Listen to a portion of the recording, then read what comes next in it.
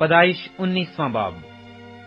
اور وہ دونوں فرشتے شام کو سدوم میں آئے، اور لوط سدوم کے پھاٹک پر بیٹھا تھا، اور لوط ان کو دیکھ کر ان کے استقبال کے لیے اٹھا اور زمین تک جھکا اور کہا، اے میرے خداوندو، اپنے خادم کے گھر تشریف لے چلیے اور رات بھر آرام کیجیے اور اپنے پاؤں دھوئیے اور صبح اٹھ کر اپنی راہ لیجیے۔ اور انہوں نے کہا، نہیں، ہم چوک ہی میں رات کاٹ لیں گے۔ لیکن جب وہ بہت بجد ہوا تو وہ اس کے ساتھ چل کر اس کے گھر میں آئے، اور اس نے ان کے لیے ضیافت تیار کی اور بے خمیری روٹی پکائی، اور انہوں نے کھایا۔ اور اس سے پیشتر کہ وہ آرام کرنے کے لیے لیٹیں، سدوم شہر کے مردوں نے، جوان سے لے کر بوڑھے تک، سب لوگوں نے ہر طرف سے اس گھر کو گھیر لیا۔ اور انہوں نے لوط کو پکار کر اس سے کہا کہ وہ مرد جو آج رات تیرے ہاں آئے ہیں کہاں ہیں؟ ان کو ہمارے پاس باہر لے آ تاکہ ہم ان سے صحبت کریں۔ تب لوط نکل کر ان کے پاس دروازہ پر گیا اور اپنے پیچھے کواڑ بند کر دیا، اور کہا کہ اے بھائیو، ایسی بدی تو نہ کرو۔ دیکھو، میری 2 بیٹیاں ہیں جو مرد سے واقف نہیں، مرضی ہو تو میں ان کو تمہارے پاس لے آؤں، اور جو تم کو بھلا معلوم ہو ان سے کرو، مگر ان مردوں سے کچھ نہ کہنا، کیونکہ وہ اسی واسطے میری پناہ میں آئے ہیں۔ انہوں نے کہا، یہاں سے ہٹ جا۔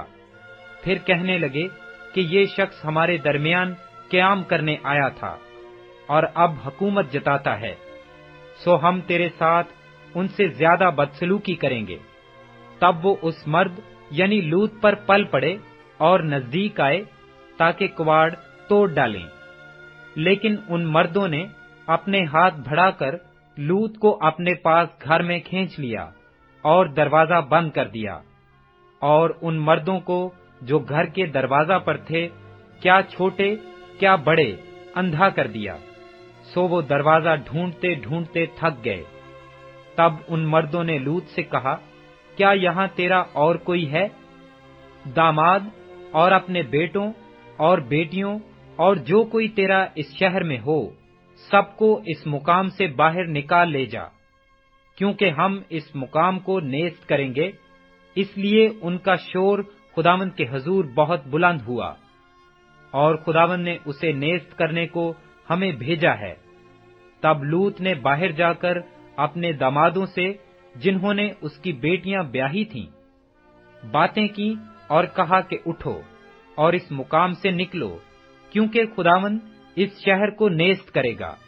لیکن وہ اپنے دامادوں کی نظر میں مضاحک سا معلوم ہوا۔ جب صبح ہوئی تو فرشتوں نے لوط سے جلدی کرائی اور کہا کہ اٹھ، اپنی بیوی اور اپنی دونوں بیٹیوں کو جو یہاں ہیں لے جا، ایسا نہ ہو کہ تو بھی اس شہر کی بدی میں گرفتار ہو کر ہلاک ہو جائے۔ مگر اس نے دیر لگائی تو ان مردوں نے اس کا اور اس کی بیوی اور اس کی دونوں بیٹیوں کا ہاتھ پکڑا، کیونکہ خداوند کی مہربانی اس پر ہوئی، اور اسے نکال کر شہر سے باہر کر دیا۔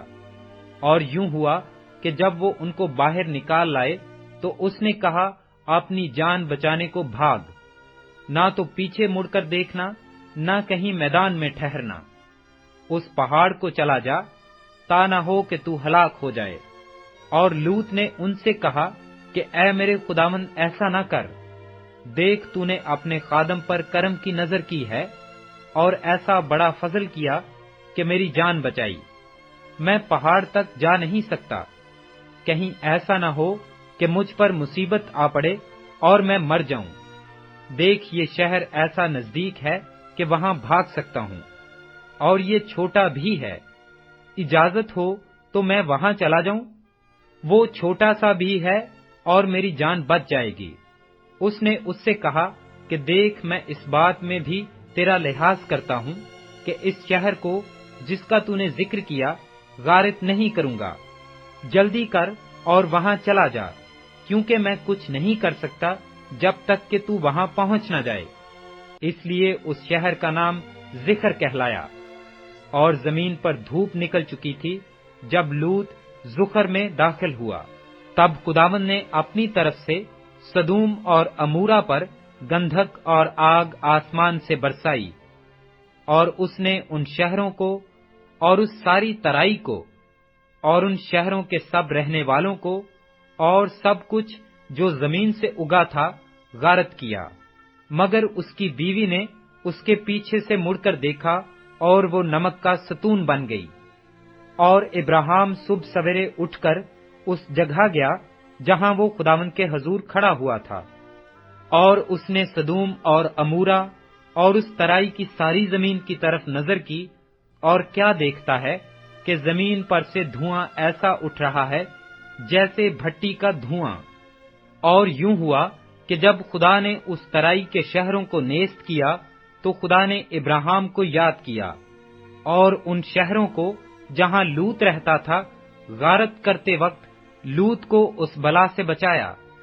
اور لوط زخر سے نکل کر پہاڑ پر جا بسا، اور اس کی دونوں بیٹیاں اس کے ساتھ تھیں، کیونکہ اسے زخر میں بستے ڈر لگا، اور وہ اور اس کی دونوں بیٹیاں ایک غار میں رہنے لگے۔ تب پہلوٹھی نے چھوٹی سے کہا کہ ہمارا باپ بڈھا ہے، اور زمین پر کوئی مرد نہیں جو دنیا کے دستور کے مطابق ہمارے پاس آئے۔ آؤ ہم اپنے باپ کو مے پلائیں اور اس سے ہم آغوش ہوں، تاکہ اپنے باپ سے نسل باقی رکھیں۔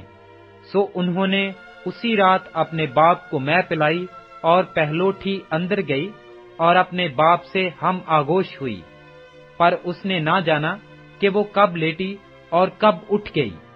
اور دوسرے روز یوں ہوا کہ پہلوٹھی نے چھوٹی سے کہا کہ دیکھ، کل رات کو میں اپنے باپ سے ہم آغوش ہوئی، آؤ آج رات بھی اس کو مے پلائیں، اور تو بھی جا کر اس سے ہم آغوش ہو، تاکہ ہم اپنے باپ سے نسل باقی رکھیں۔ سو اس رات بھی انہوں نے اپنے باپ کو مے پلائی، اور چھوٹی گئی اور اس سے ہم آغوش ہوئی، اور اس نے نہ جانا کہ وہ کب لیٹی اور کب اٹھ گئی۔ سو لوط کی دونوں بیٹیاں اپنے باپ سے حاملہ ہوئیں، اور بڑی کے ایک بیٹا ہوا، اور اس نے اس کا نام مواب رکھا۔ وہی موابیوں کا باپ ہے جو اب تک موجود ہیں۔ اور چھوٹی کے بھی ایک بیٹا ہوا، اور اس نے اس کا نام بن امی رکھا۔ وہی بنی امون کا باپ ہے جو اب تک موجود ہیں۔ پیدائش 20واں باب۔ اور ابراہیم وہاں سے جنوب کے ملک کی طرف چلا، اور قادس اور شور کے درمیان ٹھہرا، اور جرام میں قیام کیا۔ اور ابراہیم نے اپنی بیوی سارا کے حق میں کہا کہ وہ میری بہن ہے۔ اور جرار کے بادشاہ ابی ملک نے سارا کو بلا لیا، لیکن رات کو خدا ابی ملک کے پاس خواب میں آیا اور اسے کہا کہ دیکھ، تو اس عورت کے سبب سے جسے تو نے لیا ہے ہلاک ہوگا، کیونکہ وہ شوہر والی ہے۔ پر ابی ملک نے اس سے صحبت نہیں کی تھی۔ سو اس نے کہا، اے خداوند، کیا تو صادق قوم کو بھی مارے گا؟ کیا اس نے خود مجھ سے نہیں کہا کہ یہ میری بہن ہے؟ اور وہ ابھی بھی یہی کہتی تھی کہ وہ میرا بھائی ہے۔ میں نے تو اپنے سچے دل اور پاکیزہ ہاتھوں سے یہ کیا ہے۔ اور خدا نے اسے خواب میں کہا، ہاں میں جانتا ہوں کہ تو نے اپنے سچے دل سے یہ کیا، اور میں نے بھی تجھے روکا کہ تو میرا گناہ نہ کرے، اس لیے میں نے تجھے اس کو چھونے نہ دیا۔ اب تو اس مرد کی بیوی کو واپس کر دے، کیونکہ وہ نبی ہے، اور وہ تیرے لیے دعا کرے گا اور تو جیتا رہے گا۔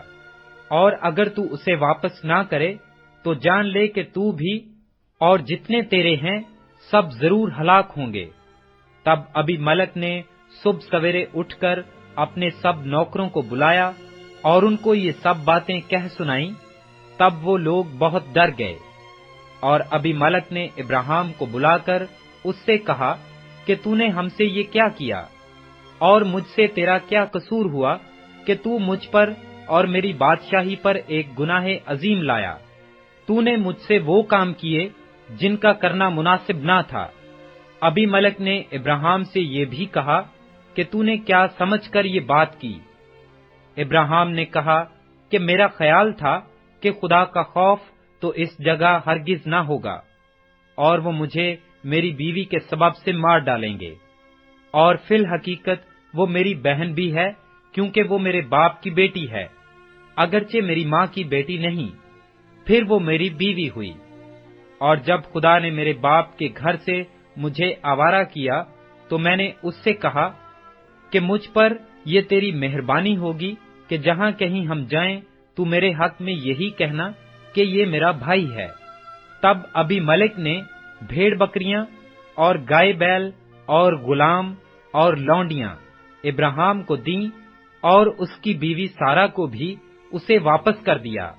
اور ابی ملک نے کہا کہ دیکھ میرا ملک تیرے سامنے ہے، جہاں جی چاہے رہ۔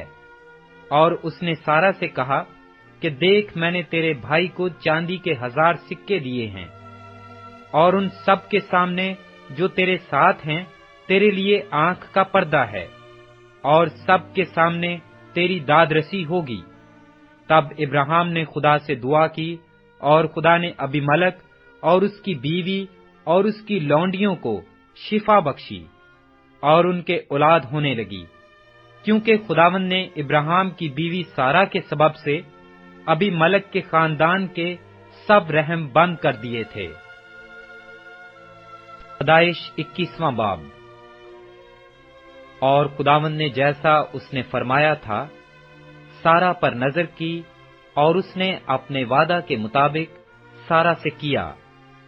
سو سارا حاملہ ہوئی، اور ابراہیم کے لیے اس کے بڑھاپے میں اسی معین وقت پر جس کا ذکر خدا نے اس سے کیا تھا اس کے بیٹا ہوا۔ اور ابراہیم نے اپنے بیٹے کا نام جو اس سے سارا کے پیدا ہوا اسحاق رکھا۔ اور ابراہیم نے خدا کے حکم کے مطابق اپنے بیٹے اسحاق کا ختنہ اس وقت کیا جب وہ 8 دن کا ہوا۔ اور جب اس کا بیٹا اسحاق اس سے پیدا ہوا تو ابراہیم 100 برس کا تھا۔ اور سارا نے کہا کہ خدا نے مجھے ہنسایا، اور سب سننے والے میرے ساتھ ہنسیں گے۔ اور یہ بھی کہا کہ بھلا کوئی ابراہیم سے کہہ سکتا تھا کہ سارا لڑکوں کو دودھ پلائے گی، کیونکہ اس سے اس کے بڑھاپے میں میرے ایک بیٹا ہوا۔ اور وہ لڑکا بڑھا، اور اس کا دودھ چھڑایا گیا۔ اور اسحاق کے دودھ چھڑانے کے دن ابراہیم نے بڑی ضیافت کی، اور سارا نے دیکھا کہ ہاجرہ مصری کا بیٹا جو اس کے ابراہیم سے ہوا تھا ٹھٹھے مارتا ہے۔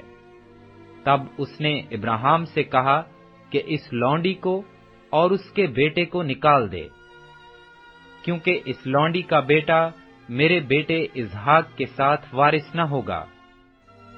پر ابراہیم کو اس کے بیٹے کے باعث یہ بات نہایت بری معلوم ہوئی۔ اور خدا نے ابراہیم سے کہا کہ تجھے اس لڑکے اور اپنی لونڈی کے باعث بری نہ لگے۔